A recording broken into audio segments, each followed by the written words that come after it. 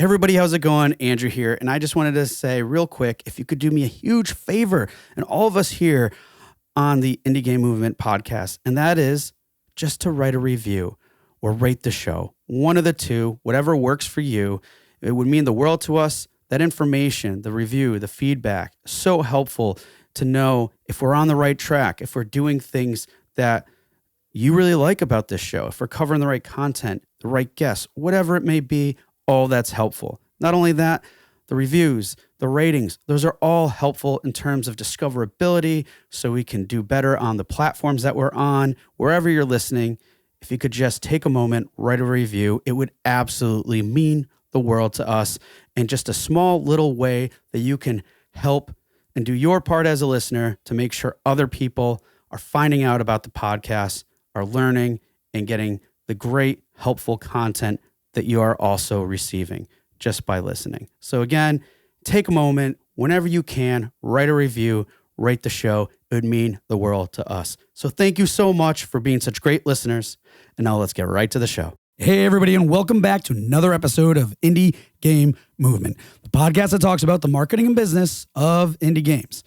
I'm Andrew Pappas. I'm going to be your host today, and we're going to be talking about emerging market challenges and triumphs. Now, with any emerging global market, the transition always starts with hurdles and challenges. In a lot of cases, it can be even more frustrating for indie developers and studios. Fortunately, these can be overcome with determination and some creativity. So today, we're going to explore indie games from Southeast Asia that are breaking barriers and standing out in the global market, and how they're using creative solutions and leveraging newfound market recognition to make an impact on the industry and for players alike. So that's what we're going to be talking about right here today on Indie Game Movement.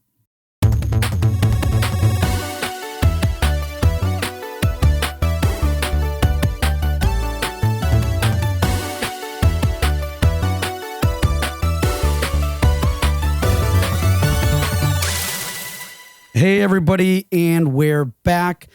And today with us, I have Sarah Johana with us today. Sarah, how's it going? Hi, I'm doing good. How are you?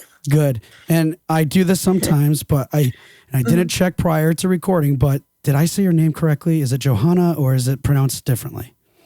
Yeah, it's Sarah Johana. Okay. Excellent. Well, Sarah, thank you for joining us today, and glad that you're doing well. And folks, for those of you who aren't familiar with Sarah, she's the head of marketing at Toj Productions. And you know, they've developed quite a few games, and I think most notably that most of you are familiar with is Coffee Talk. But alongside that is, now this one I know I'm going to butcher a little bit, but Craig's Front Tactics. Is that correct? Yes, Craig's Front Tactics. Awesome. And then, A Space for the Unbound is another known one. And that's just to name a few, because you guys have quite a few projects under your belt already, and still going full steam, I suspect. So awesome to see. And then also, I mean, prior to being head of marketing, you were the head of community there. You're also the community manager at one point, and you have a lot of other different experience too. I mean, you're a visual art teacher, content editor, and graphic designer as well. So you have quite a bit of experience in all facets relating to, game development and marketing and all sorts of stuff. So it's just really awesome to have you on the show today, especially with the, the skills that you have. Well, thank you. Yeah. I've been working, I think, in game industry for almost 10 years now. Nice. I started as community manager and graphic designer, and now I'm head of marketing at Toge Productions. Excellent. And my apologies there, because I think I said Toj, but it's Toge. Yeah, it's Toge. Okay. Toge Productions, yeah. It was just a matter of time before I did that to somebody. So I apologize that you're, I think, the first, maybe. I don't know. At any rate, we all have our moments. But no, that's really cool that you've been in the industry for that long and everything. That said, what else do you do on the side for fun? Any activities or hobbies that you're willing to share with us? Activities or hobbies. Well, because I graduated from a graphic design major, I actually love to draw as well. But Nice. maybe because now I don't really have much free time, so I don't draw that much. So I spend most of my time taking care of my cats. So I have 15 cats at home. 15? Yes, 15. Wow. That's cool. All right. So I'm sure it can be can be busy sometimes, I guess, right? It is always a busy day. I mean, like with 15 cats at home, and I mean, some of them they just cannot like stay quiet, and they often like jumped onto my laptop, and then like one time one of them like I don't know how, but they changed the schedule of my meeting for some reason. That I got an email and someone asked me, "Oh, did you change the meeting to like today?" And I was like, "Oh no, it wasn't me. It was my cat." Oh, that's awesome. Yeah. So definitely makes for some fun experiences, to say the least. Yeah. Yeah. But again, like I think uh, I mean I because I work from home to give production applied this work from anywhere kind of what is it so you work hybrid. You can choose whether you want to work from home or you want to work from the office. And because I still have to take care of my mom, and also I live with my sister, so I prefer to work from home. And my cats are the one who like keep me entertained. Nice. So it's nice having them. And I think like having 15 cats is also good for my what is it?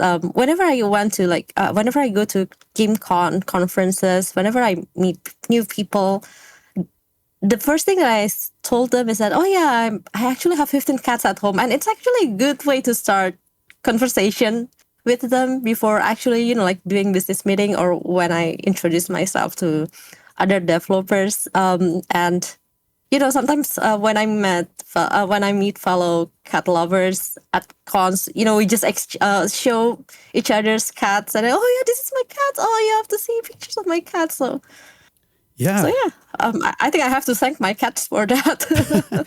Well, I'll agree. It's definitely a good networking tactic, if you will, to Yeah. kind of break the ice, so to speak. So That's true. well, and on the topic of breaking the ice a little bit more, folks, we're gonna go into the Q box round now with Sarah. And for those of you who aren't familiar, it's just a series of some random questions I prepared and for Sarah today. And well, are you ready, Sarah, for the Q box round? I am very ready. Excellent. All right. First one up is, what advice would you give someone else that's just starting out? I think based on my personal experience, I would say start with something that you love. Be that making games or promoting games as a marketer. When you just start your journey, it will be easier when you're making or doing something that you are already familiar with, and something that you're passionate about. Because I think that's how I also started my career, because I love games, and I'm personally a fan of cozy games. So I think the first game that I do marketing for, it was when the past was around. So it's like a cozy point and click narrative games, and it's definitely my cup of tea. And when I did the marketing for that, I totally know, like, oh yeah, I know who the audience is. I know like what kind of strategy that I have to do, because I'm the player who I want to reach out. So yeah, I think that's the best advice that I can give. Nice. All right. Now, the second one is, what was your childhood favorite game? This one is easy. Harvest Moon Back to Nature on PlayStation 1. It is my ultimate childhood game. Definitely a good pick, and I'm sure you've spent. I'm curious. Do you still play it? Um, I now I play, because they make the, what is it, the remake of the old Harvest Moon. Now they make like Story of Season. I think recently I played Story of Season: A Wonderful Life on my Switch, and I really loved it. It brings back my, like my childhood times. So yeah, technically I still play those Harvest Moon or Story of Season franchise now. Ah, okay, cool. And on that note, what games are you playing now, or game? Most guests have multiple, but you don't have to. It's okay. Well, I'm currently invested in My Time at Sandrock by Pathia Games. So it's a sequel to this game called My Time at Portia. It's a live simulation game mainly about crafting, mining, and exploring this post-apocalyptic town called Sandrock. So that's the game that I'm playing right now. Awesome. Well, thank you for sharing that, and so we can get to know you a little bit more.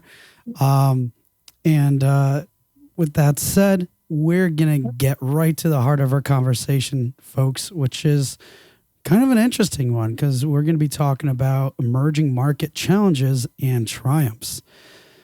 So to kind of kick things off here, Sarah, more than ever, we're seeing a lot of emerging markets from all over the world. And with that in mind, and kind of the focus on our conversation based off your experiences, what specific changes or trends have you noticed in the global gaming market you feel have contributed to the rise of, Southeast Asian games in recent years? Okay. Maybe before I get into the answer, just a quick more information about me. So, Of course. Toge Productions, yeah. So, Toge Productions, we're an indie development and publisher based in Indonesia. So it's a country in Southeast Asia. And like what I mentioned before, so I've been in this industry in Indonesia for 10 years now. So, from what I see, I think there are two things that play a very big part in the rise of, like the Southeast Asian games in recent years. I would say the first one is how things change after COVID. Well, it's truly an unfortunate event for many people in the world, and it was truly devastating for most of us, where we were not able to go out. We could not attend game cons physically. We got stuck in our house, not being able to hang out with friends. Or if you live like far away from your family, you were not able to go back to your hometown and visit them. And at that moment, games played a very big part. I remember that was around the time when Animal Crossing came out. Like Yes. people, yeah, right. So like people who'd never played game before, they started playing games, and they were looking for games that make them, feel cozy, feel comfortable, something that is easy to play, easy to follow, like with story that is easy to digest.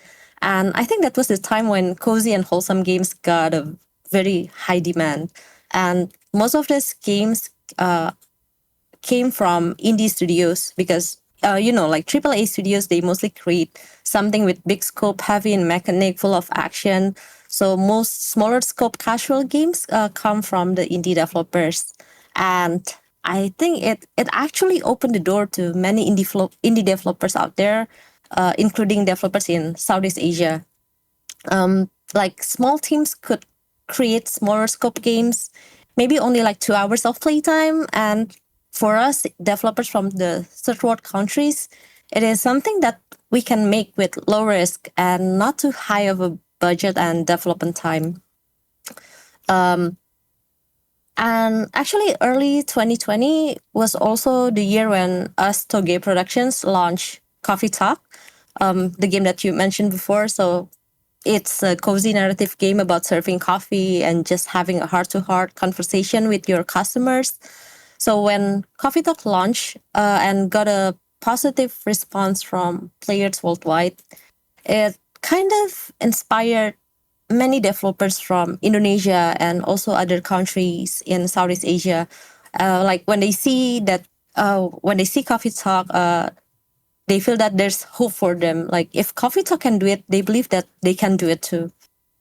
And at the same time, it also opened the door for developers because publishers started to look at us. They would be like, hey, there's this game studio from Indonesia that made this very cool game. Like, I wonder if there are more studios in the region. And I think it's related to my second point, which is access to game events. Like before, we had to spend thousands of dollars just to fly from our countries to the US for PAX or GDC, or to Germany for Gamescom. Like only a very few of us could actually afford that, and we missed our, we missed our chance to get coverage from big media. We missed our chance to meet content creators. We missed our chance to have our game featured on the like event sale page on Steam. We didn't get any of those, we didn't get any of those benefits of going to game conferences unless your game is published by publishers from Western countries. Well, no one is sponsoring you or your game to be showcased in those major gaming events. So in 2020, because events couldn't be held physically, they all had to be done online. I think all developers globally had the equal chance of submitting their games and having their game showcased in the online events. So we finally got the visibility. We got the access to reach out to audience worldwide. And that also includes the media, content creators, publishers, and the best thing is that we don't have to spend thousands of bucks to do so. And yeah, I guess that's how Southeast Asian games are, able to penetrate the global market. Yeah, I mean and first off, thanks for providing that additional context, because it's definitely helpful to kind of understanding, the scenario and how kind of things, evolved from there. I mean, let's face it. I mean, just with that event, COVID, as you called out to, it really helped kind of level the playing field, so to speak. So that way, I guess opportunities were made a little bit more equal to all, essentially. Now, with that said, I kind of want to dive into maybe some other different types of challenges too, because, I mean, what you laid out obviously presented things because, it seemed like most people as a whole were familiar with, the markets that already existed, and they just focused on those and not necessarily paying attention to other markets that obviously are great candidates and for quality content and have great potential to emerge beyond probably that industry, product, across the whole board, right? So, you mentioned some of the challenges already, such as like limited access to the events and stuff, and I guess resources was another one. But how have these hurdles, would you say, evolved over time? And has there been a notable improvements too since this kind of like evolution that you kind of just shared with us? I think over time, maybe before that, I still have like more, like challenges that we've faced, if that's okay. Yeah, no, please share those too, especially, yeah. Well, thank you. So yeah, I think you already mentioned like the limited access, limited resources, and then limited limited access to getting visibility in the global market. Yeah. Actually, there's also more like access to people or connection from gaming platforms, both like PC and consoles, and as simple as the customer support, because they're awake when we're asleep, vice versa, because we live on the other side of the planet. And I think we had this discussion before we start our discussions, where it's morning Yeah, in your time it's now, a, but it's like for me. midnight here. Yeah, it's a 12-hour. So where I'm based, it's a 12-hour difference for Sarah folks. So very gracious and considerate of her to make the time for us today because it's midnight basically where she is. So, Yeah. but yeah, I'm sorry. To your point, yes, it's your other end of the world. It's Mhm. you know, people aren't doing business usually when you guys Yeah. maybe. Yes, exactly. So sometimes we have to, we have to be the one who, okay, we have to like, either we have to like, what is it, stay up until very late, or we have to wake up like very early in the morning for that. Maybe it does sounds like something simple, but it can be also, it can be a huge issue Yeah. sometimes, especially when we're doing something like urgent or important, like, okay, we need to do this now, but then, okay, but if I email them now, they will only reply like maybe later at night, so we cannot do anything now. But when we got the reply, like all the teams, they're already like fast asleep, so we can only like do the revision or something like in the morning. So sometimes it can also be an issue for us. And as also access to dev kits is also one of the problem for most of us, actually. So actually we had this experience from several years ago. So we were about to publish our first games to one of the console platforms. And to do so, of course, we need the dev kit to be able to test the game and port the game, right?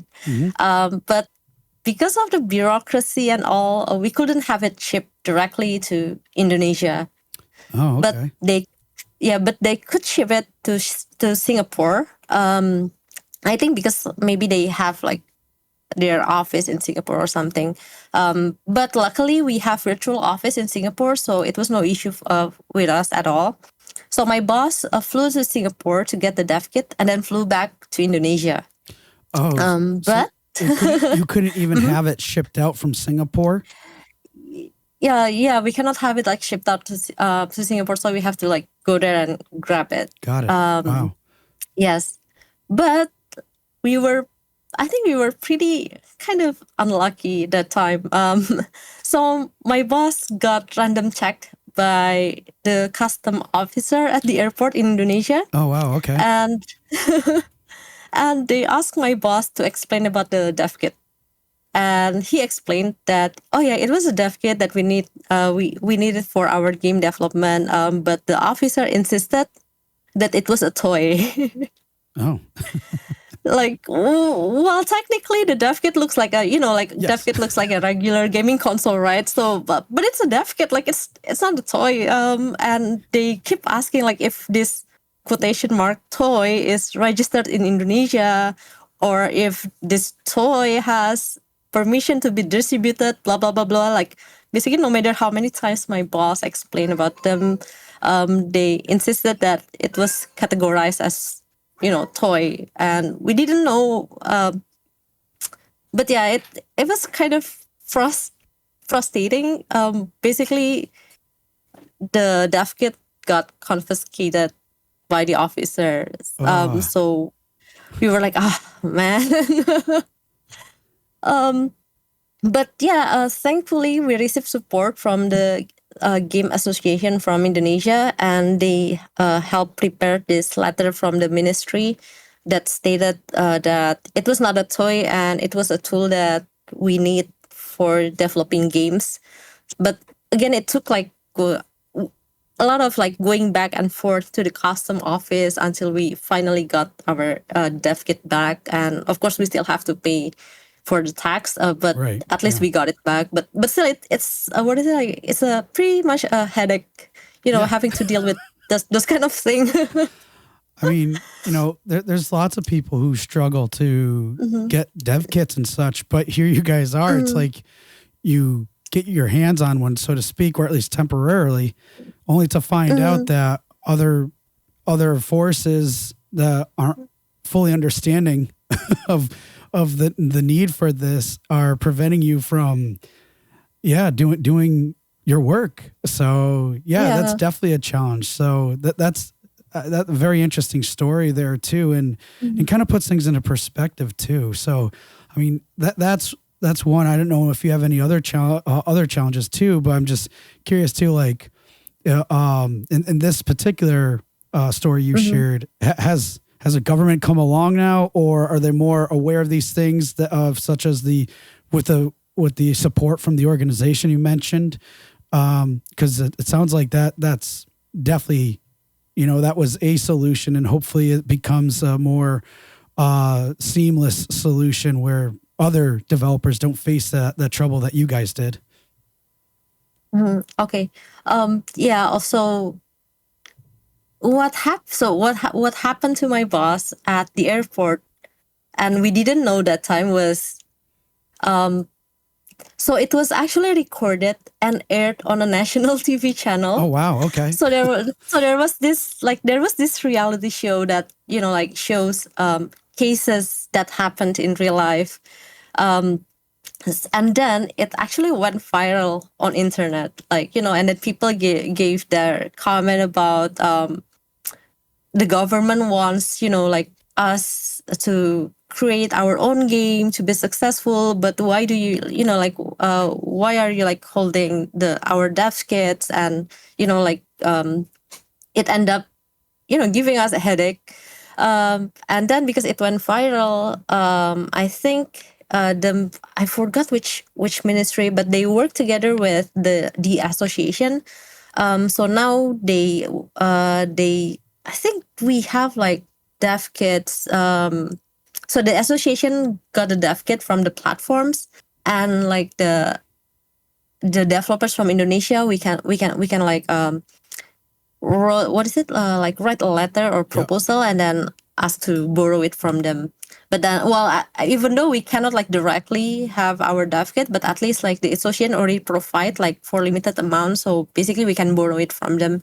But still, it's still better than nothing. So Yeah. so yeah, there's a pretty much happy ending after that. At least. Wow. And it's crazy too that like so much impact was created from that event. Mhm. Mhm. In terms of like awareness efforts and stuff, and at least like you said, there is a solution that developed that kind of streamlines that process a little bit, not quite the same as if you were what the intended arrangement typically is, but at least there's a good solution there. So no, that's very interesting to hear. And it's, I mean, folks, I'm sure some of you are thinking that it's kind of shocking, but it's like, this is also like just part of, almost, I would say in some cases, par for the course for what different people from different places have to deal with in some situations that kind of mind-boggling a little bit. So it's always good to be grateful for these things with this access. And you know what, it's cool because, and I'm curious too, what other challenges and how you guys overcome them, because it's like I think it provides a really great source of resourcefulness and creativity in terms of how do you find solutions to some of these things, which if we're always used to having access to so much, we kind of take it for granted and don't find creative ways to overcome things. So what are some other challenges, if you have any, that you overcame and whatnot, and how have they evolved since? Um, I think other challenges. I'm not sure if this is like applied for all Southeast Asian countries. But so there are like 11 countries in Southeast Asia right now. But I think one of the things that can be a pretty big challenge for us Indonesia, and I think for other countries, is the language barrier. Yeah. So perhaps like half of the Southeast Asian countries, we don't use English as our primary language. So countries like us, Indonesia, Laos, Cambodia, Vietnam, Thailand, Myanmar, we don't speak English on a daily basis. So the majority of us don't speak English. Sometimes like majority of us don't speak English at all. So it can be problem, especially like in communicating with people from the industry, or like getting information. It might also cause like miscommunication and misunderstanding because of like different culture and different language. And that's only the daily conversation. Like when you work in game industry, you will have to like read documentations, you have to deal with legal, and those sometimes require a high level of English skills. Um, so sometimes, like, uh, you know, when a developer is like deal making a deal with publishers, there are sometimes moment where, like, some points in the contract is written, what is it, ambiguously, is Yep. that the correct Yeah. word? Yeah, even like sometimes for English speaker, they still miss those kind of point, like, and for the non-English speaker it can be like even worse for us.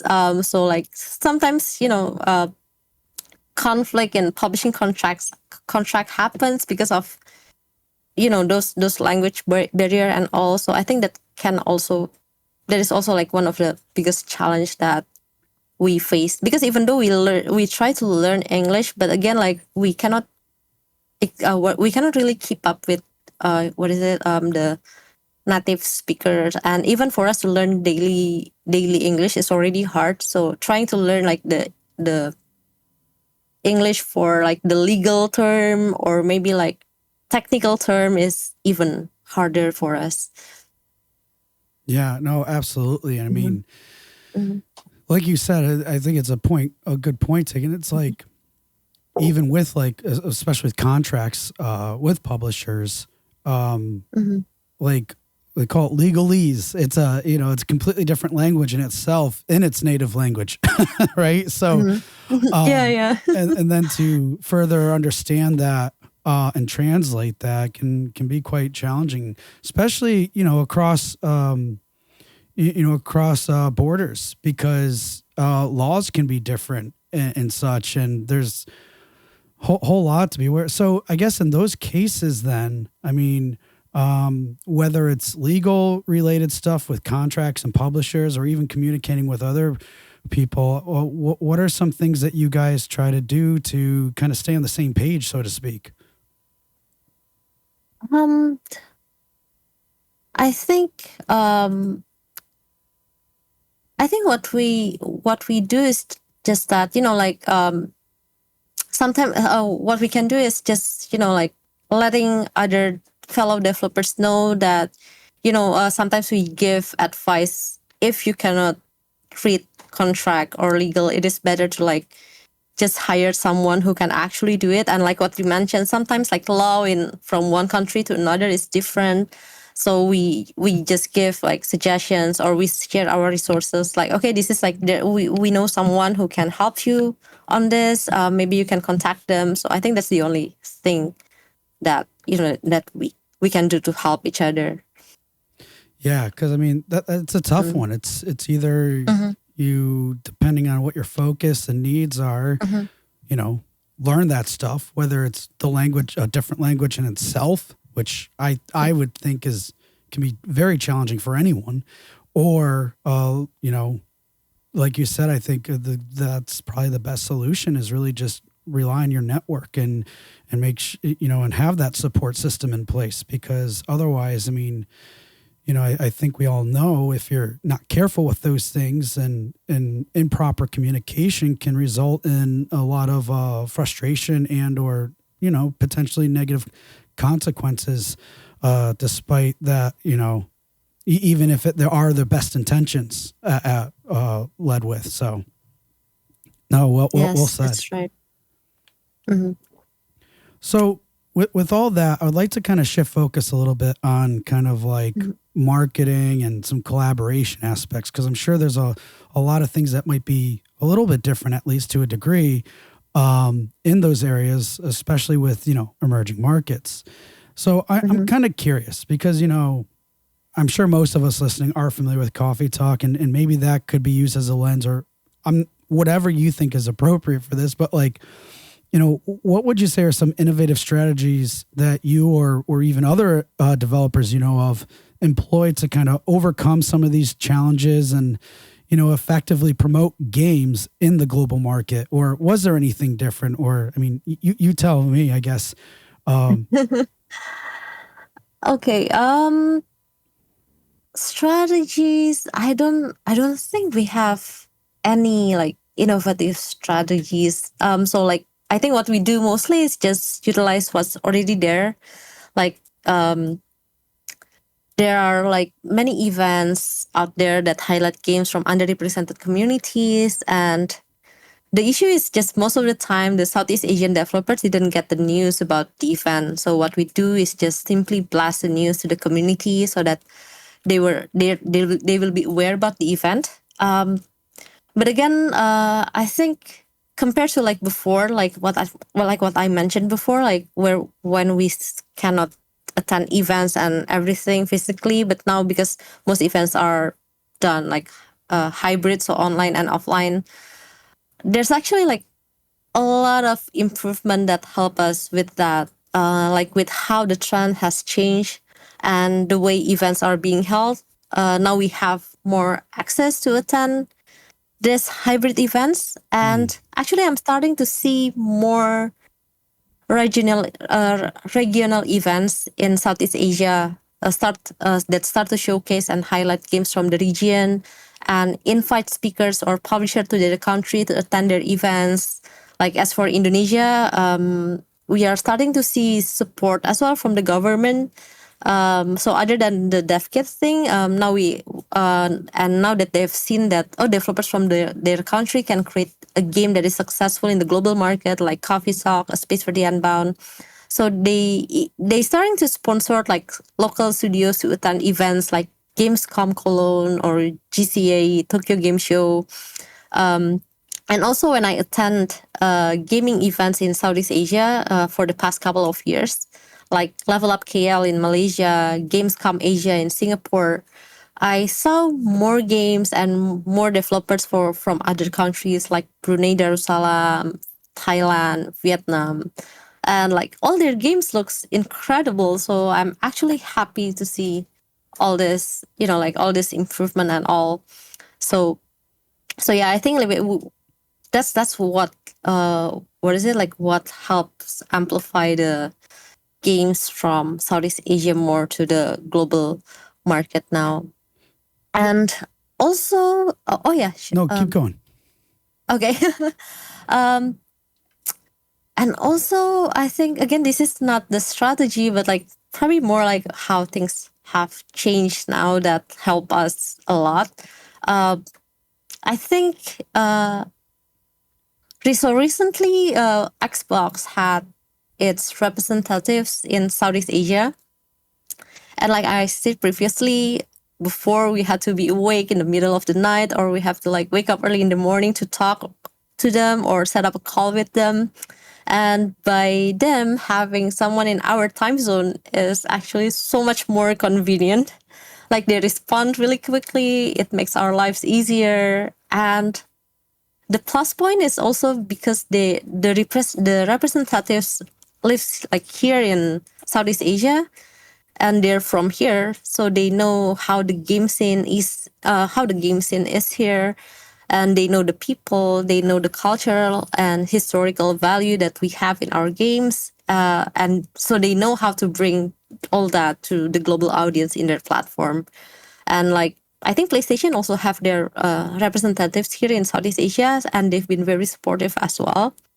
And yeah, I think they really help us a lot, like really a lot. I'm truly thankful for them.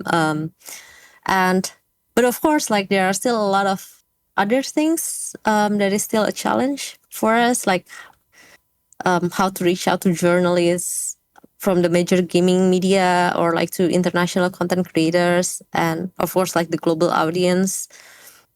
I do hope in the future, I still don't know how, but I hope we will be able to overcome that little by little. Yeah, because I would imagine too, I mean, there's probably lots of different angles and such to kind of consider here, but like sometimes too, like if you're making a game from, one country trying to make it specifically for another country, not having a complete understanding of little nuances can make all the difference sometimes, and what that experience may be, how it resonates with players and things like that. And that's probably one of many different examples of how that can happen, being a challenge. But I would say it's a challenge for a lot of people in that sense, but Mm-hmm. probably not to the same extent as just people from other areas where Mm-hmm. the market isn't as prominent. That said, I loved how you called out, because it's like, well, one, you're right. It sounds like, and I believe that it's not necessarily, strategies that need to change or different because of this, but Mm-hmm. it's more about, what opportunities start to kind of present themselves. And it's like the opposite. You were calling out to how like Mm-hmm. Xbox and PlayStation are having representatives there, and I think it's kind of interesting and maybe like food for thought for anybody who's listening that's a publisher. It's like, and I actually know of at least one publisher that is doing this too, where they're trying to be a little bit more targeted about some of these emerging markets, but having that representation and everything else in place, in these countries just makes that process so much easier. And it could be a very rewarding experience and potential partnerships for everyone involved. So it was really good to hear that those types of things are happening more often, because it's, I mean, it sounds like as we go into the future, we're seeing more of that opposed to less. So I loved that, what you Mm-hmm. shared too, because again, it's not so much like there's anything very different or whatever. I mean, your marketing is probably very similar, concepts and strategies that just about everybody Mm-hmm. implements. It's really just other dynamics that change more than anything. Yeah, yeah, yeah. That's true. Now, another area I'm curious about too, and Mm-hmm. you I believe alluded to it earlier in our conversation, Mm-hmm. but I'm just trying to get maybe either emphasize this or get more insight to it, is how important would you say collaboration is within, at least the Southeast Asian gaming community? And have you seen like joint efforts or initiatives aimed at addressing, some of these challenges that you guys face, Mm-hmm. like how do you guys band together to overcome these things and Mm-hmm. such? Okay. Yeah. That is actually very good questions, and I think the answer to that is collaboration is the key for us Southeast Asian gaming community to face like all these challenges. I think we've discussed also like about how us Southeast Asian developers face a lot of challenges and limitations. But also I think those challenges and limitations are what make us stronger, like with very limited resources, very limited network, very limited access. We are forced to do better. We are forced to work harder, but also to, work together. Like if I can say, like this probably like this strategy, like what we discussed before. Now that I think about it, I think the strategy is simply like showing as many Southeast Asian games as possible to the world. So what we've been doing is that we try to elevate all these games by sharing, reposting on social media. We do like cross promotion or collaborations, because we want the world to see that we are making games here, and we want them to see us. And when they do, they will start like coming to events in Southeast Asia. They will highlight more games from Southeast Asia. They will invite more people from Southeast Asia to share about their games. And I think it's working. Like we're all struggling in this battle. So like why must we gatekeep? Like why do we have to add more challenges to ourselves? And what I love about the Southeast Asian gaming community is how we like what I mentioned is how we all help and support each other. And I think we believe that when one of us succeeds, we all succeed. So we celebrate it when a game from Southeast Asia releases, or when one of us receive an award. And I can see that when it happens, like people in the world will hear us and see us. Like I actually have this story. So this just happened recently. And for me personally, I think it's one of the most wholesome moments ever in my life, which is when one of our game, A Space for the Unbound, was nominated for Games for Impact in the Game Awards. Um, so our game is the only game from Southeast Asia that made it into that award. And well, the Game Awards is very huge. Yeah. So yeah, when the nomination was announced, I remember I opened my social media and all the Southeast Asian game and studio accounts that I followed posted about it. Like they encouraged their follower to vote for A Space for the Unbound. They congratulated us for being nominated. They posted screenshots that they've cast their vote. Like I don't know if you know this, but there's this um I don't know, like clip or GIF or meme from Dragon Ball where they put their hands up in the air and then send the energy ball. Oh yeah. So yeah, yeah. So yeah, it does feel like that. Like when I saw it I can feel the energy like they're sending, and it's I don't know, it's just so wholesome, and I'm just so grateful for the community. Like I love how it's filled with such wonderful people.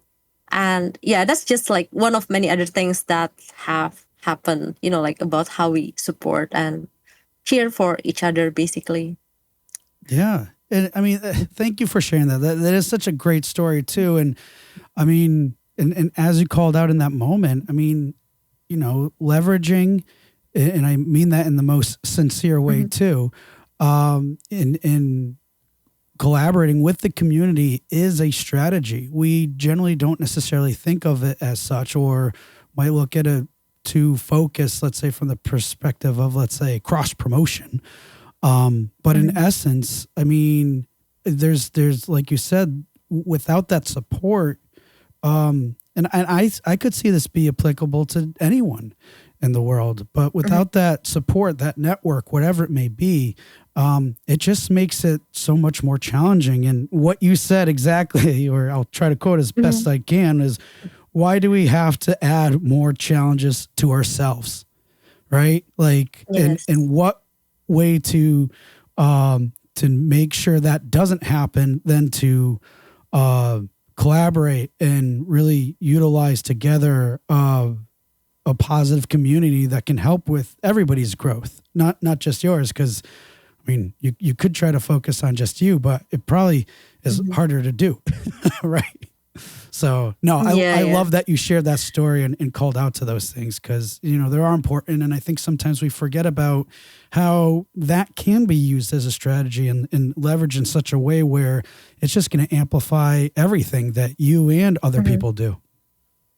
Yeah, that's true. Like maybe it sounds very simple, like just say, oh yeah, you just have to support each other and that's it. But to actually like do it, you need like what is it, like collaborative Yeah. efforts, right? Like you have to get to know each other, you have to understand each other. And I think because we share the same struggles as well, for like living in Southeast Asia, where we again like where we face challenges. So I think that's what unites us. um so yeah, I like, and again, like what you said, I think it's not only for us, but I think it's applicable for everyone in this world. Like I believe that if we work together, like we can achieve like something greater, we can grow even bigger, as well as like as a one big gaming community, I guess. Awesome. Couldn't say it better Mhm. myself. Well, I know we're coming on time here, but before we close, I'd love for you to share, I don't know, any tips or suggestions, to our listeners today based on our discussion.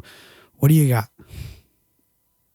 um based on our discussion, I think I'm gonna repeat this again, but yes, collaboration is the key, I guess. I think it won't hurt to like collaborate with other games or other studios, and I think by doing that, we can again benefit from each other. We can learn from each other, and like I believe like from one combined efforts, there's another like combined effort. So there's always something new, and I do hope like all this will never stop. And I believe that we are stronger together.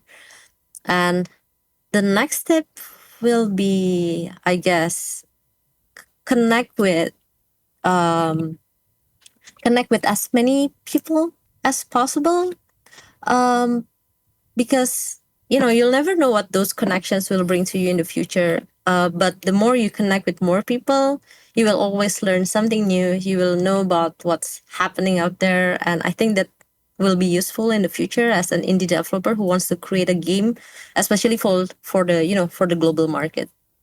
um yeah, I think those are the only two tips that I can give.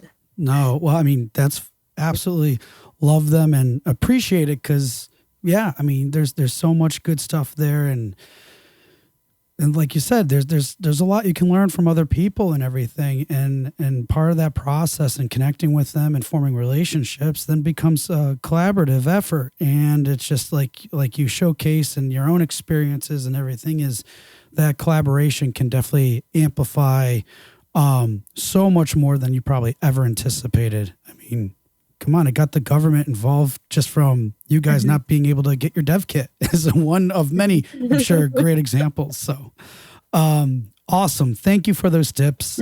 And as before we go, where can people connect with you, find more about Toge, productions, the games and that you guys done? What are some links? Please share them with us and how they can reach out to you, if possible.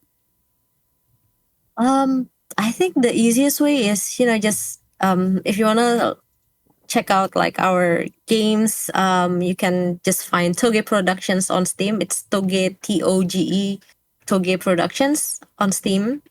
And if you have any questions or anything, just send us an email to info@togeproductions.com. And you can also find us on most social media. We're on like X, Facebook, Instagram, TikTok. Just find @Toge Productions. Yeah, I think that's all. Awesome. Well, appreciate that. And Sarah, I really can't thank you enough, not just for these insights and sharing, this resilience you guys have, because I think it's really inspiring and everything else, but also, of course, like the time that you made to have this conversation today, because it is late for you. So very thankful and grateful that you were able to have this conversation with us today. So thank you so much for being here. Well, you're welcome. And again, I'm really grateful. Thank you so much for, inviting me. And I'm really happy to be able to share more stories from Southeast Asia game industry. And I hope that there will be more people out there that will play games from our region. Like we have lots of great games like Coffee Talk, Space for the Unbound. Recently, there's like this game from Singapore called Cuisinier, which is very nice as well. And then games from Indonesia called Coral Island. So yeah, we have lots of like wonderful games from Southeast Asia. So again, thank you so much for the opportunity. So yeah. Of course. And I hope that as well, that people will see these awesome games coming out of here and being more mindful of where they're coming from. So again, Sarah, I can't thank you enough. Hey everyone, thank you for listening to another episode of Indie Game Movement. I'm Andrew Pappas, your host, and the show's producer is Mustafa Price. Show notes for this episode can be found by visiting rengenmarketing.com, the number episode of the show. Rengen Marketing is a consulting marketing company that helps indie devs with their marketing efforts. Whether you need guidance with your game's marketing strategy or could use a free marketing plan template, then please visit www.rengenmarketing.com and take action. A special thanks to Dakota Saab for Season 2's opening theme and Melissa Gellis for the new logo design. And as always, thanks for being such great listeners, and we'll see you next time on Indie Game Movement.